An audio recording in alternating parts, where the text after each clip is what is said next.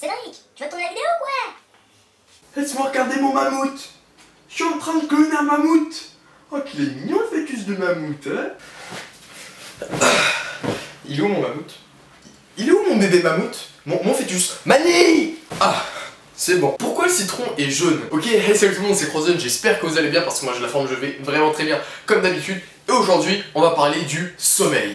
Lourd! Il y a un mec qui a dit « Béni soit celui qui inventa le sommeil ». Il y a un proverbe français qui dit que le lit et le sommeil sont les meilleurs médecins. Aujourd'hui, il y a beaucoup d'idées reçues et de préjugés concernant le sommeil. Par exemple, il faut dormir exactement 8 heures par nuit, se coucher avant minuit, ça permet de mieux récupérer, compter les moutons, permet de trouver le sommeil et bien d'autres encore. Mais qu'est-ce que c'est exactement ce sommeil? Le sommeil est l'opposé à l'état de veille et se caractérise par une perte de conscience temporaire du monde extérieur, mais sans perte de la sensibilité sensorielle comme c'est le cas dans le coma. Le sommeil est un processus complexe contrôlé par le cerveau qui dépend de l'environnement interne et de l'environnement extérieur. Ainsi, l'alternance entre des périodes de jour et de nuit, ce qu'on appelle le cycle circadien, induit des changements au niveau des neurotransmetteurs et des hormones. Alors les neurotransmetteurs, ce sont des molécules assurant la transmission informationnelle entre les neurones, donc interneuronales, et les neurones étant les cellules principales du cerveau. La mélatonine, qui est une hormone, joue à ce niveau-là un rôle crucial. Sa production dépend de la quantité de lumière qui parvient dans les cellules de la rétine de l'œil.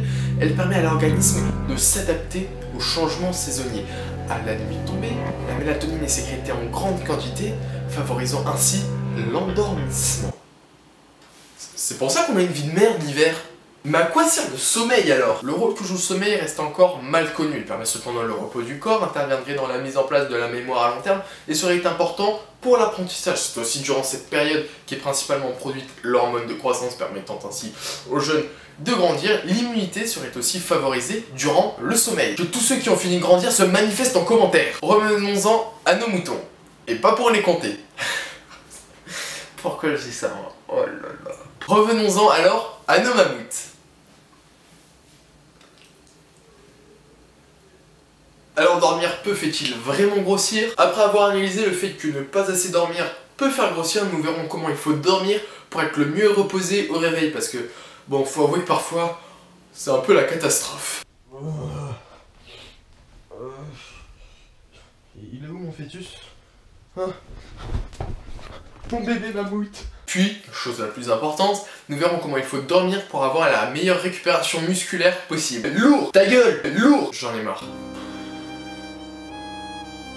Une étude américaine montre que les personnes dormant moins de 7 heures par nuit avaient plus de risques de prendre du poids. Et ces risques augmentent à chaque heure de sommeil en moins. Pourquoi? Parce que le manque de sommeil fait augmenter l'ingestion de calories et diminuer la perte de graisse. Pourquoi? Car moins tu dors, moins tu as de leptine dans ton corps. La leptine, c'est une hormone qui régule la satiété. Donc moins t'en as, plus tu as faim, et plus tu en as, moins tu as faim. Donc comme t'en as moins parce que tu dors moins, tu as plus faim, donc tu manges plus. Alors à moins que tu manges diététiquement, ce que je te recommande, bah tu grossis. De la même manière, moins tu dors, plus le taux de gréline augmente. C'est une hormone qui est sécrétée par les cellules de l'estomac, et c'est cette hormone qui déclenche la sensation de faim. Donc moins tu dors, plus tu auras envie de manger. Donc pour reprendre, moins tu dors, plus tu auras faim, et plus tu mangeras. Donc encore une fois, moins que tu bouffes de la laitue, si tu dors pas assez, tu grossis, CQF, putain de D. Maintenant, on va voir comment il faut dormir pour pas que tu te sentes comme une capote usagée en te levant demain matin. Alors pour ça, il faut d'abord comprendre comment fonctionne le sommeil. La durée de sommeil nécessaire varie vraiment selon les personnes, donc il sera à vous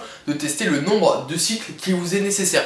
Vous en faites pas, j'en laisse qu'un cycle juste après. Le sommeil est composé d'une succession de cycles d'environ 90 minutes, composés chacun d'une phase de sommeil dit lent et d'une phase de sommeil dit paradoxal, où là, pendant le sommeil paradoxal, on aura une forte activité cérébrale. En moyenne, on a besoin entre 4 à 6 cycles de sommeil par nuit. Donc à toi d'essayer à chaque fois, selon l'heure à laquelle tu vas te lever, le nombre de cycles qui te sont nécessaires. Alors il faut que tu te réveilles à la fin d'un cycle, parce qu'en général il y a une fenêtre de 10 minutes où ton réveil sera pas trop chaotique. Et bam, c'est là qu'il faut que ton réveil sonne. Imaginons que tu dois te lever à 6 h du matin, le lendemain. Il te sera conseillé soit de te coucher à minuit pour avoir 4 cycles de 1h30, 22h30 pour avoir 5 cycles de 1h30, ou bien 21h pour avoir 6 cycles de 1h30. Alors attention, je le dis et je le redis.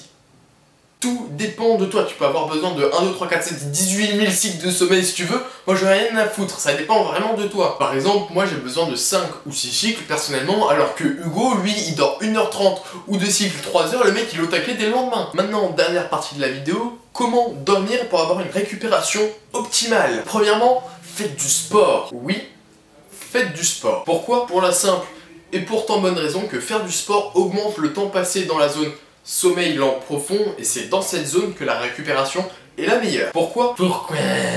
C'est lors de cette période que la production de l'hormone de croissance est la plus forte, elle stimule l'anabolisme, ce qui amène à la construction cellulaire et tissulaire. En plus, l'excitabilité des cellules cérébrales diminue, ainsi que le système contrôlant l'activité musculaire. Cela signifie une détente et une relaxation totale des muscles squelettiques, excluant donc le cœur, parce que sinon on serait tous morts. Du fait du peu d'activité musculaire dans ce laps de temps, la reconstruction des stocks énergétiques est optimale. En plus, on a indirectement une baisse de la température du corps et du cerveau, ce qui est top pour la synthèse protéique et donc pour la reconstruction musculaire.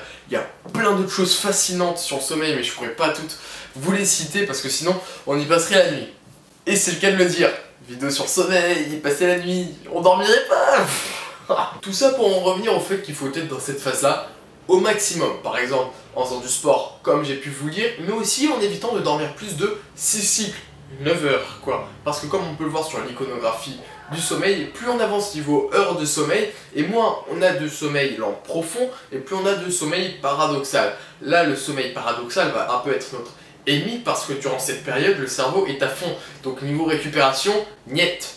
Zéro. Et puis comme je pense à tout le monde, si jamais tu es quelqu'un qui se lève la nuit et qui a du mal à se rendormir, eh bien avance un peu l'heure de ton réveil. C'est-à-dire qu'au moment où tu vas te rendormir, repars sur l'idée des cycles, mais n'en fais que 1 ou 2 pour que ton cycle se termine avant l'heure de réveil initialement prévue. Ça va être chiant sur le coup, je te l'accorde, mais ce sera très efficace pour la prochaine nuit, crois-moi. Pour te résumer, dors assez selon les cycles de sommeil, parce que maintenant tu sais bien que si tu dors pas assez, bah tu risques de prendre du poids. Trouve le nombre de cycles qui te correspond pour ne pas être fatigué au réveil, en sachant encore une fois que ça fonctionne par cycle de 90 minutes. Ah, je te jure mon pote, dès que t'as essayé ça, ah, je te promets c'est magique, hein, sans déconner.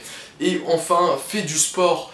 Et ne dors pas plus de 9 heures, je te conseille, parce qu'honnêtement ça sert à rien, hein. Vraiment tu te reposeras pas tellement plus, et tu pourras faire plus de choses dans ta journée finalement. Et enfin, encore une fois, si jamais tu es quelqu'un qui te lève pendant la nuit et qui a du mal à se rendormir, avance l'heure de ton réveil en fonctionnant toujours avec les cycles, comme ça tu te recaleras bien sur la nuit d'après, et comme ça tu n'auras plus aucun problème.